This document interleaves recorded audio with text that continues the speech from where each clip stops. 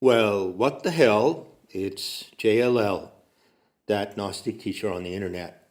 Yes, believe it or not, I'm here again, still delivering intel crucial to the Sophianic vision of life. It's the 22nd of December, 2017, third day of a Kurukula shift. The crescent moon is setting in the west. And I'm here to talk about rumbling the Ubervolk. And by way of doing that, I'm going to raise a few points that I could have developed in the previous talk and add a few references here and there. And toward the end of this talk, if it doesn't drag out too long, and I am managing to cut my talks down and in each episode to reduce the time of each episode, I will respond to some comments on the last upload. So, rumbling the Ubervolk. Let us proceed. You notice that I'm coming a little closer to the correct German pronunciation because the V in that word is pronounced as an F. Not Volk, but Volk. And, of course, it corresponds exactly, translates precisely to the English word folk. So the Ubervolk. And this is related to a word which you might have heard recently in the discourse on some alt-right white supremacy platforms on the internet. Folkish. Folkish in English. It's actually a word in English. What is folkish is that which refers to the folk, the people, the native people of any area. You know, the folk, the natives, the local folks. And I'm sure you've heard somewhere, you've probably heard that term invoked in the context of National Socialism, because there is a kind of revival of National Socialism taking place.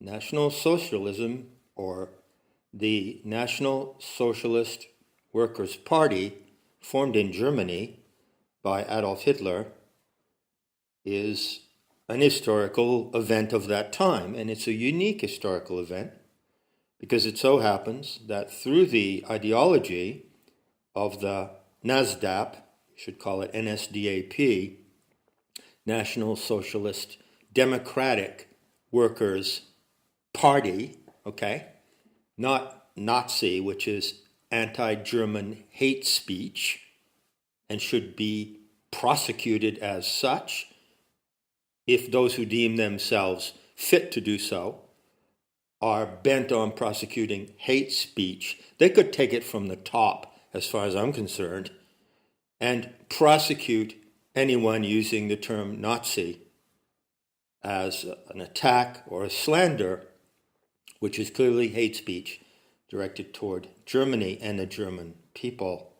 So where was I? Oh yeah, well, it just so happens, and this is a very great fact, that the NSDAP movement was a political nationalist movement in Germany, and the ideology of that movement became the motive force that called the German people to their mission, which was to defend Germany and Europe as a whole from a military takeover by the Soviet Empire under the direction of Bolshevik Zenosh. And you can write that in your fucking diary, okay? Because that's exactly what it was about. So the term National Socialism, which is contaminated in the minds of many people, actually points to one of the great, outstanding, unparalleled, heroic events in human history. Somebody actually stood up to the Zenosh. So these are keywords, and I would remind you also of the point that I make. I stand open to consider correction, but as far as I know, I am absolutely correct that the word Herrenvolk, Herrenvolk, to give the transliteration, did not mean master race in the minds of the people who used it, and that the exact equivalent to master race in the German language cannot be found in the material written and spoken of that movement, okay? You want to compare the word Herrenvolk, folk, there I go again, with the German word for hero, which is spelled H-E-L-D. I'm not going to butcher it. I don't have, it so happens that there is no German-speaking person here in the studio today who can pronounce these words correctly. But the German word for hero is H-E-L-D. And there is another word that bears close consideration, my friends, and that is the word in German for honor. Now, I'm not going to try to pronounce that word. It's spelled in the English transliteration E-H-R-E. Go look it up. Go to a translation machine. Find E-H-R-E in German, honor in English, and press the little icon to listen to how it sounds. Now, it's very clear to me that in the word E-H-R-E, honor, are contained the letters H-E-R-R. Correct? So I would say that the German word for honor is a kind of permutation of the German word Herrenvolk contains a prefix that is a permutation of the word honor. Therefore, I rest my case. I call the Herrenvolk the people of honor, the people who have respect, the people who merit respect, and the people who extend respect where respect is due. So if you're one of those respectful and honorable people, then you belong to the Herrenvolk, okay? So, I know that it might appear to some of you just tuning in to me now, or even some of you who've listened for a while, that I tend to nag on quite a bit about these particularities and nuances of words, correct? Well, those of you who followed the Gnostic investigation of the Mandela effect know that I had a quite particular motive for doing that. I identified Sophianic baby talk through the presence of certain phonemes in examples of the Mandela effect. And I said, when you watch your phonemes and you watch your homophones, that words that sound alike, although they're spelled differently or have different meanings, you are getting on to the practice of mantique, which is divination. So there is a fundamental elementary school or even kindergarten school level of mantique, which is the real spirituality of the future. When you take an interest in the language that you use and in the language that is spoken to you and used on you. Now, I don't claim that you have to make a lifetime career out of this, okay? I said in the MED opening talks that there is probably a basic vocabulary of, say, 150 key words that everyone needs to know in order to decode the Mandela effects insofar as their linguistic elements are concerned, right? And I would say, I want to advise you, you don't have to spend the rest of your life on this vein, mining this vein. It's an essential vein of Gnostic practice, but you don't have to go into thousands and thousands of words. I would say, it's probably fair to estimate that someone who had a mastery of 220 words and terms that were interchangeable in the German, Sanskrit, Greek, English languages, possibly with the marginal inclusion of Latin less so, but Latin comes in.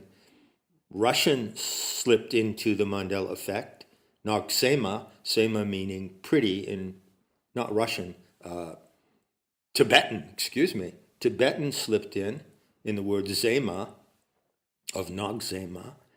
Noxema is a hybrid coded term, meaning that which is pretty by night, you see, and it's cold like cold cream.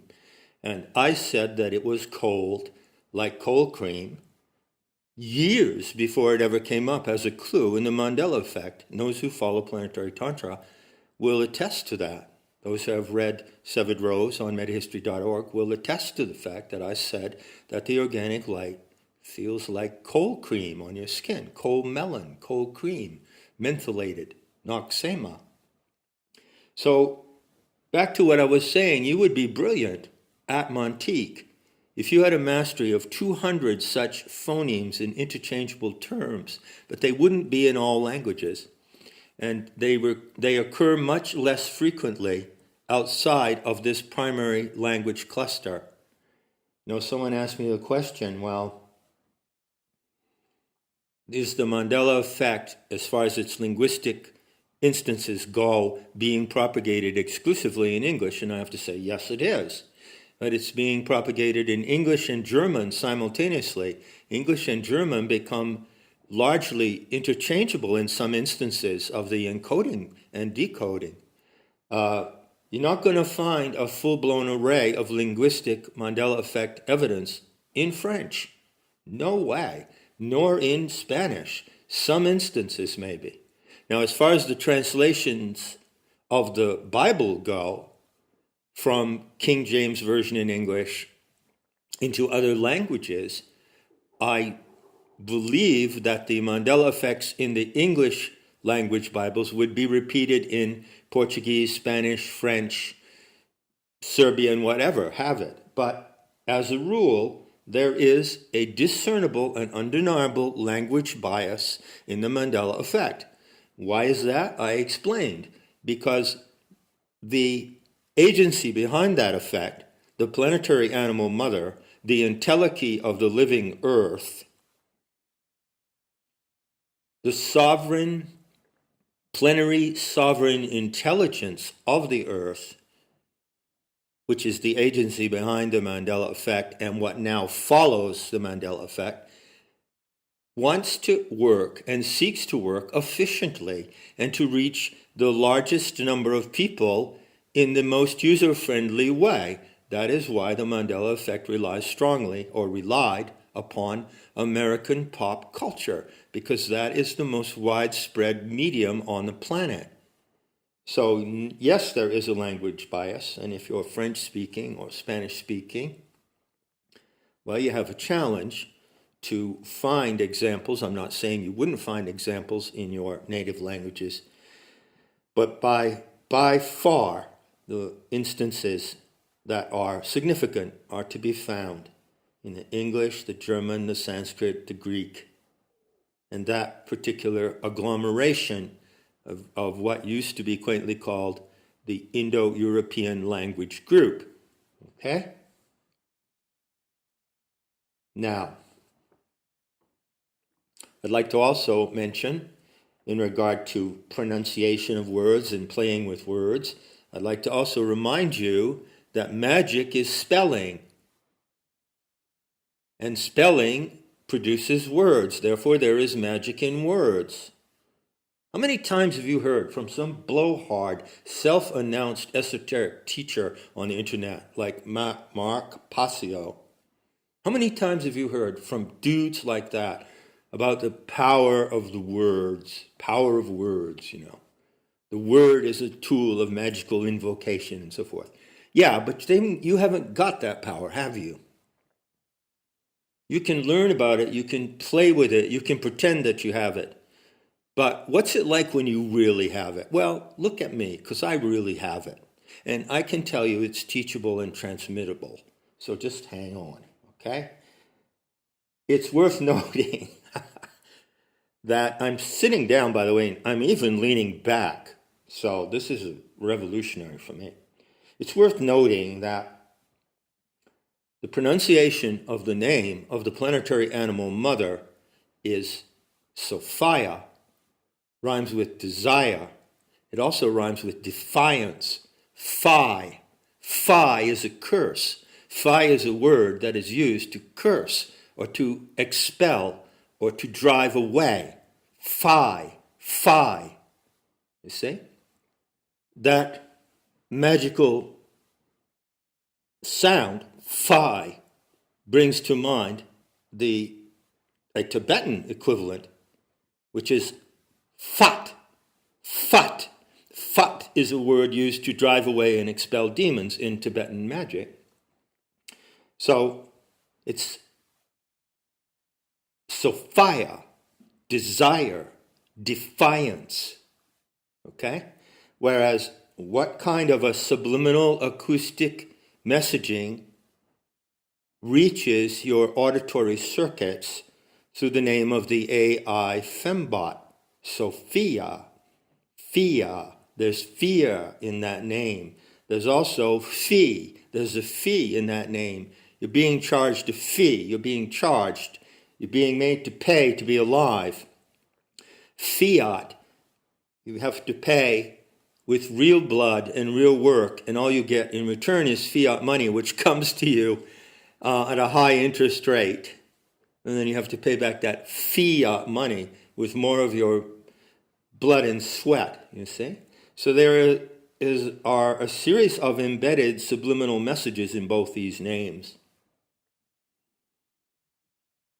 And it's no coincidence that at this moment in time, going into how many years now since Planetary Tantra has been out in the world, good 8-9 years, it's no coincidence that the transhumanists, who are the Xenosh, who are the Zadik, would bring out this hoax of an AI robot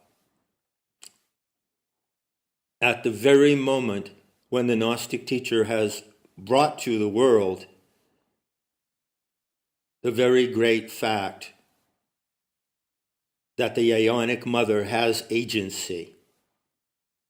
The Aeonic Mother has agency, and you are due to have it soon. You share agency with the Aeonic Mother. That's the magic in the making. That's the magic of the Rome, and the Rome are rising. Aha, yeah, like that. Right, now, just a little quick note referring back to a point that came up. I am delighted to emphasize to you and to repeat from time to time the fact of what's happening right now. What's happening is that the Gnostic revelation of the power of the Sophianic vision story and the power of the Earth Mother herself is gaining such momentum as I speak to you with every word that it's starting to run neck and neck with the machinations of the predators and the enemies of life who are against the Earth and against the Rome. And the two battle lines are now coming into close proximity. And the intel that I give is running neck and neck with the intel that comes as a anti-mimon and a grotesque, distorted mirroring of truth. So I was speaking this summer in the context of the Mandela effect. It came up absolutely spontaneously in the investigation about Wonder Woman. And I said, well, who is Wonder Woman? I mean, come on. It's a riddle for you. Who's the real Wonder Woman? Huh? Well, it's like there's a theme that comes up sometimes in telepathic sessions with the planetary animal mother. And that theme is the hostess with the mostess. That's Wonder Woman. To say that the Aeonic Mother has agency is like saying, Hey, heads up, folks. Wonder Woman has arrived. Wonder Woman has your attention. Wonder Woman is propagating a new mesh in the cerebral network of your brain so that you can be aligned with her power in the magic to come. I mean, how beautiful is this, you know? So while I was talking about the double V, you know, you don't say WXYZ anymore, do you? You say double VXYZ because the double V is what it is. It's two V's. And VV in planetary Tantra is the name of the wisdom goddess, of her epiphany as a powerful Dakini who can be invoked through the Gaian Tantric vow and by calling that name. Vajra Valasi, VV. That is the name that the earth will respond to. You can call the earth anything you want. The earth is a big living animal, okay?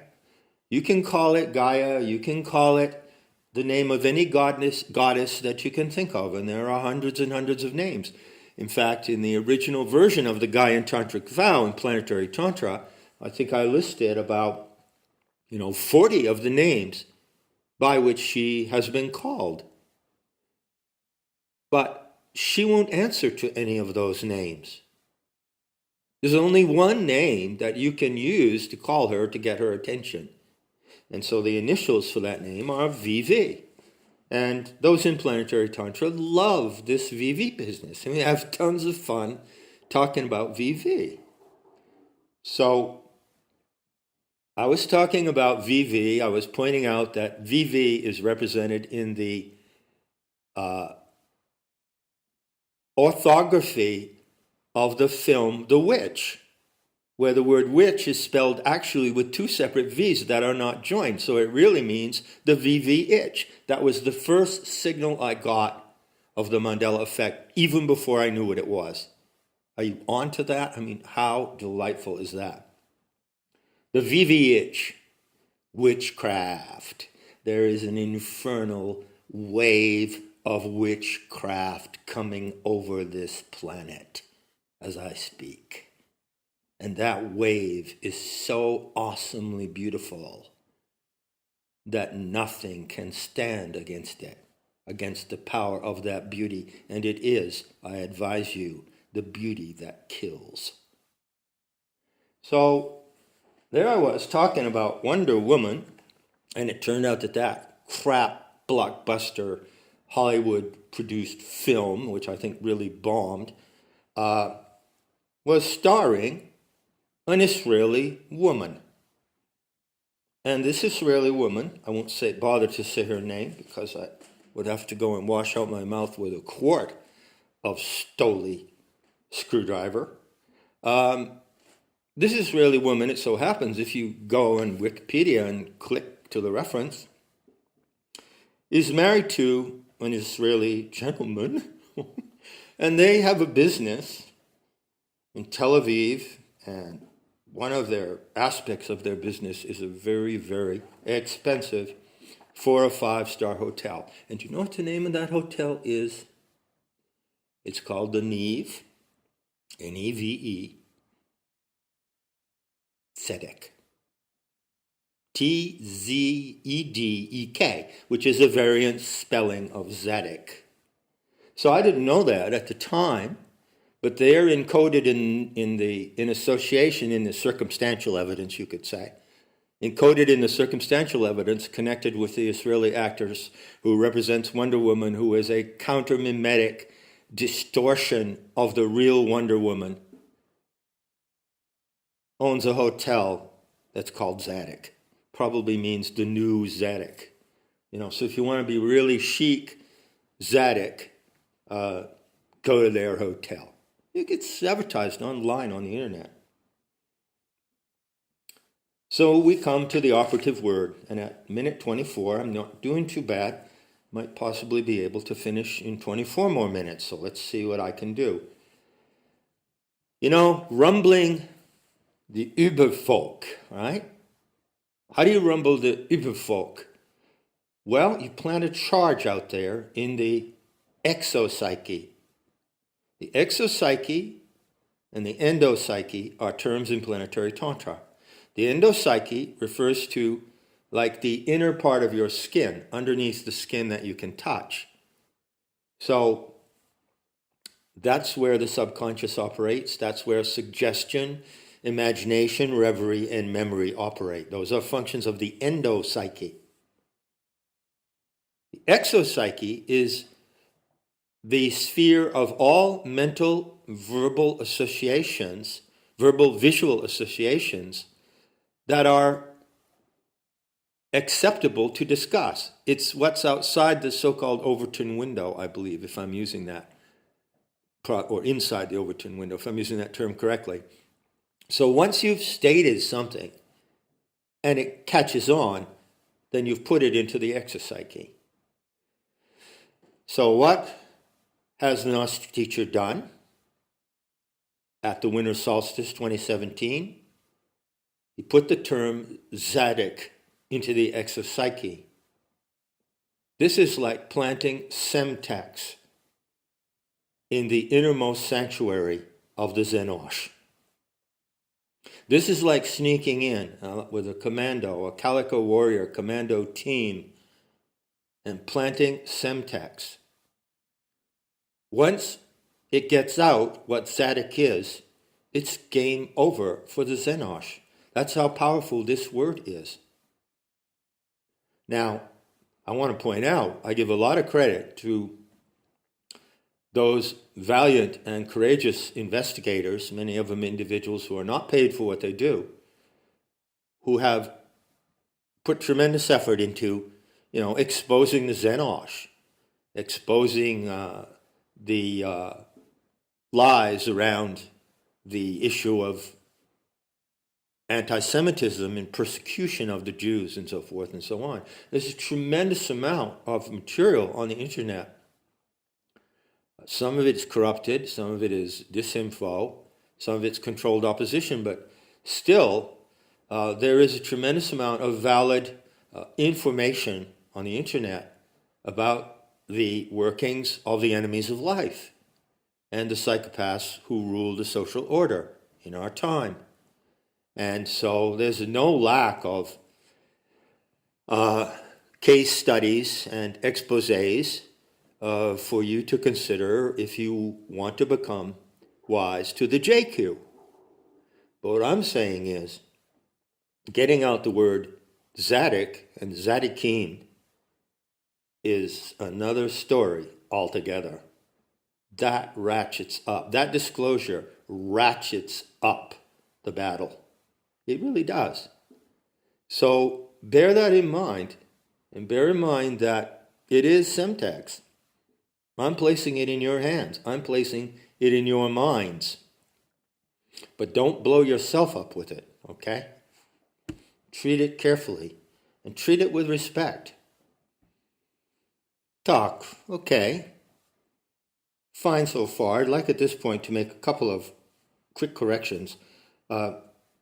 Going back to Anthony Sutton, I said that when Sutton was directly posed with the question of the Nasdaq and their Führer being funded by the Rothschilds and banking money of that tribe, he averred, he deferred from making a direct answer. And that was honest on the part of Anthony Sutton. Anthony Sutton goes into the particulars of the capitalist Wall Street banking support of the so-called Russian Revolution, the Bolshevik takeover of the Russian Empire. But don't get confused here, folks. Sutton exposed the funding of the Bolsheviks. That's a great job and a great service he did. But that's not the same as the funding of the so-called Nazis. That's another story. So whatever Sutton said about how the Bolsheviks were funded by Juno who, Well, it's not like extendable directly to how Hitler funded the party and how the Third Reich was financed. Not at all. As a matter of fact, those people, those evil Germans, were the direct enemies of the Bolsheviks. They wanted to protect their country and all of Europe from the Bolshevik menace. People who claim that Hitler was just a controlled opposition and that the same, because the Zenosh are known for funding both sides of battles, okay, which is generally true, but there are exceptions. And people who think that the Zenosh would have been funding the Bolsheviks and funding the Germans who were calling out the Bolsheviks and going after them, which nobody ever has done on this planet. No one has ever gone after the Zenosh in that way. Well, they weren't in the same bag. They weren't going to the same banks. It just doesn't make sense. It doesn't hang together. So beware, because there's a tremendous amount of disinformation regarding the question of how the Third Reich was financed. So I'm going to put actually a link referring back to my previous talk, introducing the word tzaddik. I'm going to put a link in the description to 2 short clips featuring Doreen Dotan, just for the hell of it. Now, generally, I don't link to other clips on the internet. I don't know why. I just don't. But let me give you just a brief background. It had to be going on now. Time's going so fast. It had to be maybe 10 years ago when I was just learning how to use the internet and how to use YouTube for research, that a clip came up entitled, "What Jews Mean When They Say Goyim." And when I clicked on that, I got on the channel of Doreen Dotan, which had a ton of stuff on it. All this has been scrubbed now. And the signal talk was the one in which Doreen Dotan says, I love it, I'm going to say this now, we are the children of the Most High. You are not. You are our children. Okay? This is Doreen Dotan revealing the uttermost secret of the Talmudic tradition, the Kabbalah, the Zohar, and the whole rigmarole of the Zadok. Bear in mind how I use these terms. The Zadok is the core directive group of the Zenosh. And you don't know who the Zadok are. There are some that you know. Schneerson was a big deal in Israel, considered to be the Messiah by some people. Schneerson was Zadok. The external face of Zadok that you see is Shabbat Lubavitch. Those are the guys with beards and black hats who dance around the table with the President of the United States. So Zadok is the core ideological and, let's give him a thrill, magical core of the Zenosh. The Zenosh is those who are on board with the total program of the Zadok, and then floating along with them, like it or not, know it or not, are what I call the Posajis. P-O-S-A-J-I. People of self-assumed Jewish identity. People of self-assigned Jewish identity. You see? Those are the Posajis. And, do the Posajis know? Do they share in the ultimate agenda of the Zenosh? And do they know about the core ideology and practices, namely JRM, of the Zadok? I don't know. Some of them may, some of them may not. But that's the picture. It's kind of a 3-tier picture. Okay? A friend of mine, close ally, more than a friend, calls the Posajis the red pill Jews, okay? And somewhere coming out of the ranks of the Posagis and going into the ranks of the Xenosh, or the enemy of life, the anti-human, archonified race, okay? In that mix are what I call the JIPs, J-I-P, the Jews of influence and power. So those are the ones that are in politics, they're advisors, they're handlers to politicians, they're bankers. And they, of course, are serving the agenda of the Xenosh, and then the Xenosh in turn are directed and guided ultimately by the Zadic, and that's all you need to know. That is the complete picture of what's happening with that tribe. Okay? It's a summary picture. Now, I'll give an example of a JIP, one of the Posagis, who then moves into the ranks of the Xenosh and has a certain role of holding power and influence in the non-Xenosh world. Okay? Here's the first paragraph from an internet entry in Google Arts and Culture. It came up at the top of my search when I put in a certain name, and I'll tell you what the name is after I read the entry. Opening paragraph. So-and-so is a leading personality in European history. He wrote himself into history, in fact, as a man who fought for the truth, a humanist, a philosopher, and primarily a democratic politician and the first president of the Czechoslovak Republic. And I ask you, a little class quiz here, what do you think his name was? Well, his name was Thomas Garrigue Masaryk, M-A-S-A-R-Y-K.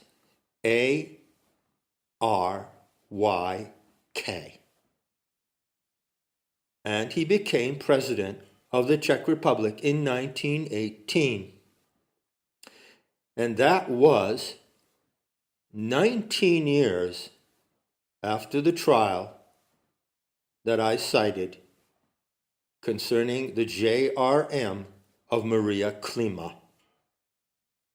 And I quoted him.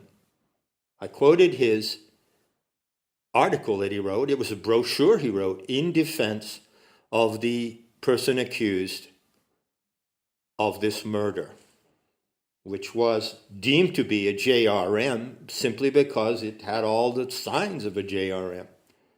No, you're looking here at a ritual act of serial murder that has been perpetrated through the centuries. That's a fact.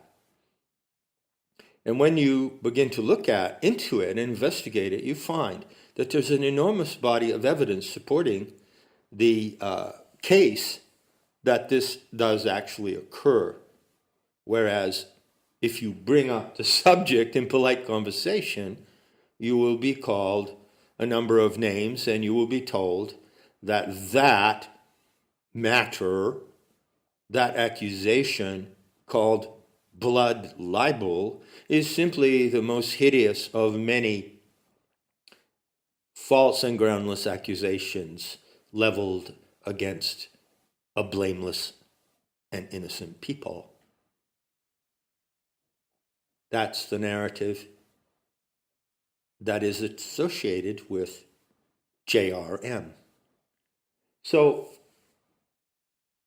I'm bringing this up simply because that opening line is so brilliant, and then go back and compare it with what he wrote in 1899 in this one instance of a trial, and there were many.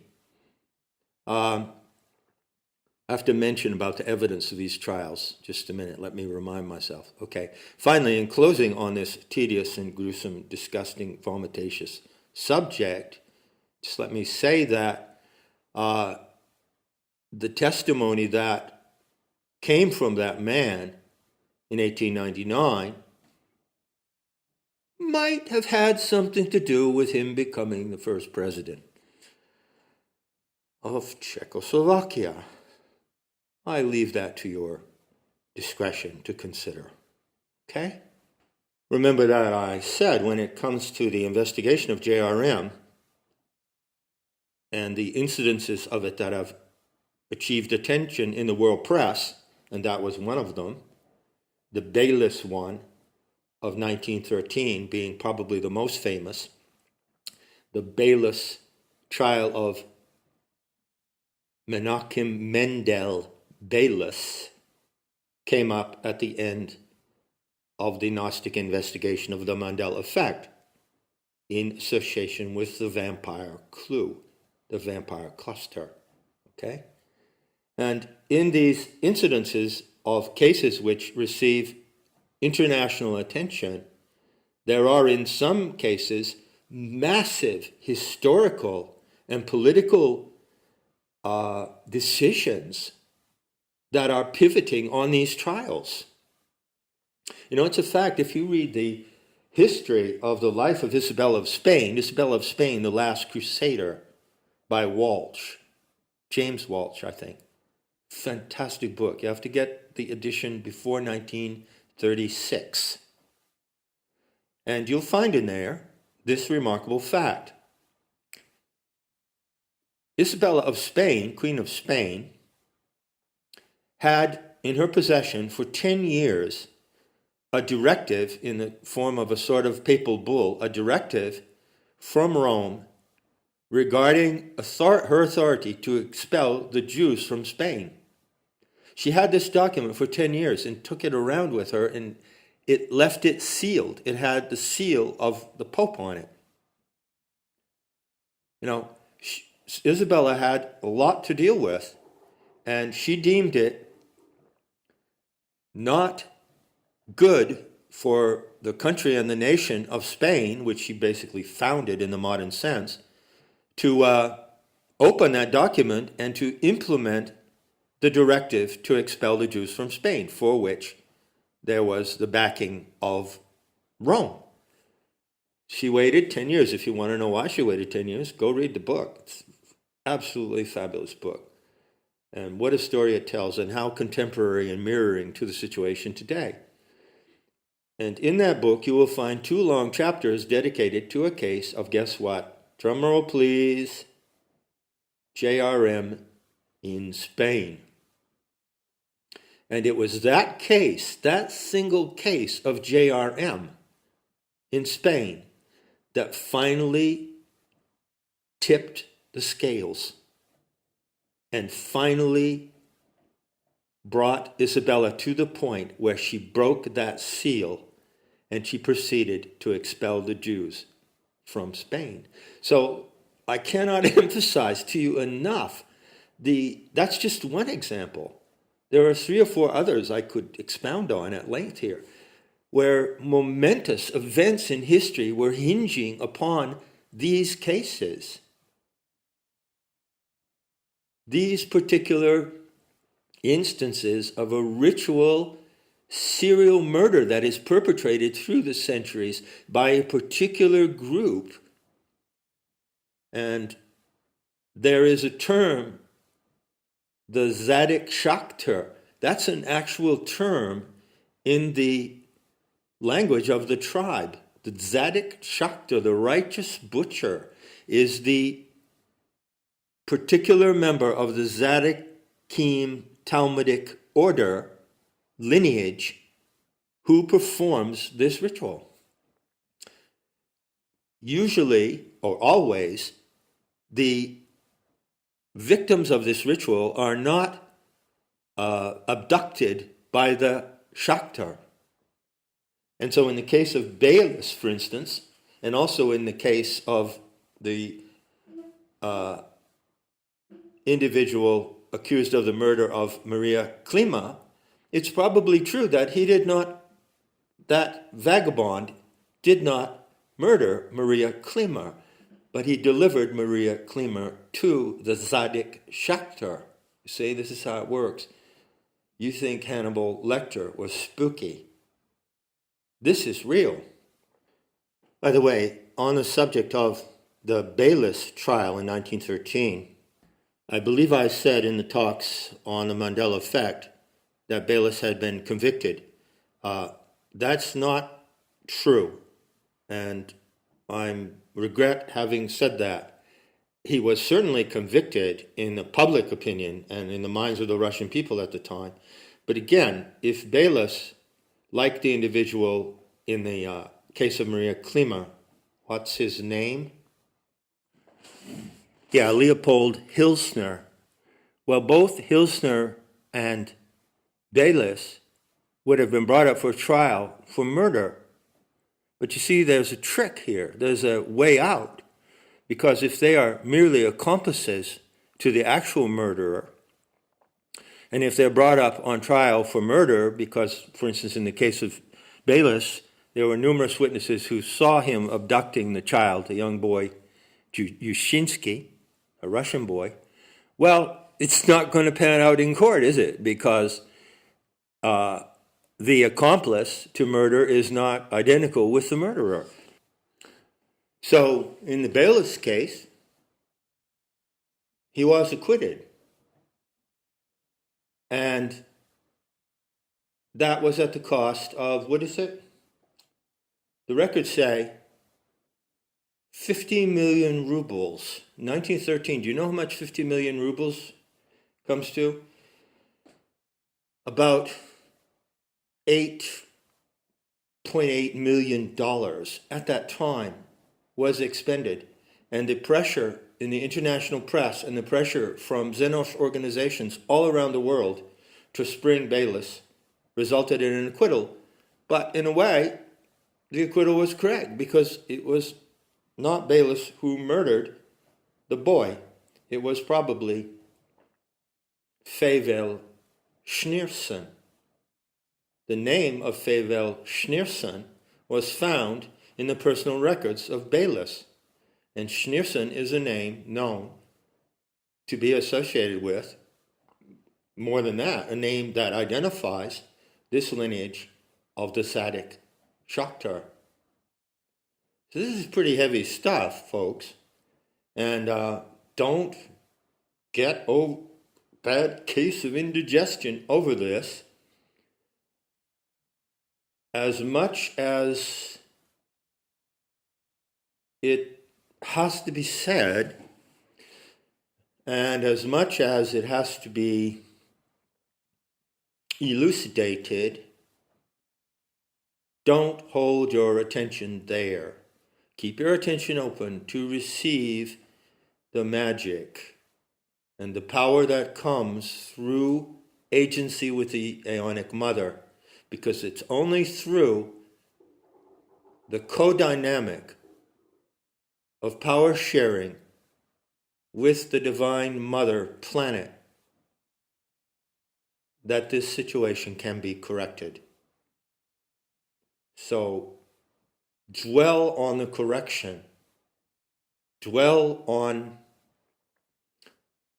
the magic, the counter magic to the magic of the enemies of life.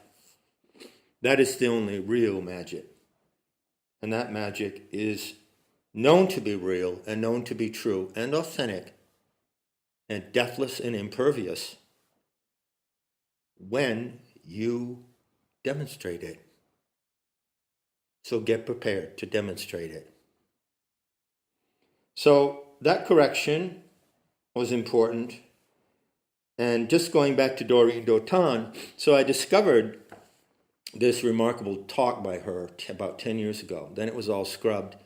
But parts of that talk have been recaptured in these two clips, which I'm linking. Now, I have to warn you that the woman who is exposing Doreen Dotan here, Dotan, is a fanatical Christian, and she's coming from the viewpoint of Christianity and belief in Jesus the Messiah and belief in the whole salvationist plan, which apparently she has failed to recognize was given to her by the Xenos.